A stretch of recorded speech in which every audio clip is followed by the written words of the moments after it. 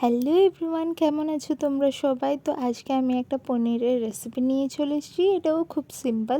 তো সবার প্রথমে কড়াতে তেল দিতে হবে, তারপরে ফোড়ন দিতে হবে। এখানে আমি জিরা তেজপাতা দিয়ে দিয়েছি।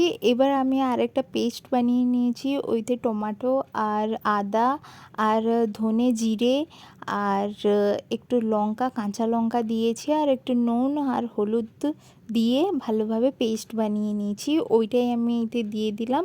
এবার একে ভালো করে কষাতে হবে। কষাতে যখন তেল সাইডে বেরিয়ে আসবে তখন আমরা এতে একটু জল দিয়ে দেবো। এবার একে ভালো করে ফুটাবো।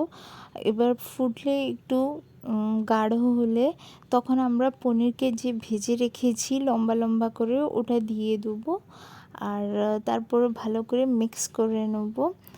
এবার একটু পনিরকে ফুটোতে হবে, ফুটোলে তার ভিতর ফ্লেভার ঢুকবে। তো এই দেখো আমি এবার ঢাকা দিয়ে দেব, ঠিক আছে? তো তারপরে একটু উপর দিয়ে ধনা পাতা আর গরম মশলাটা দিয়ে দিতে হবে। আর এই তো রেডি হয়ে গেছে আমাদের পনির। তো আমাদের পনির মানে তোমাদের পনির বলতে পারো, সেরকম কিছু।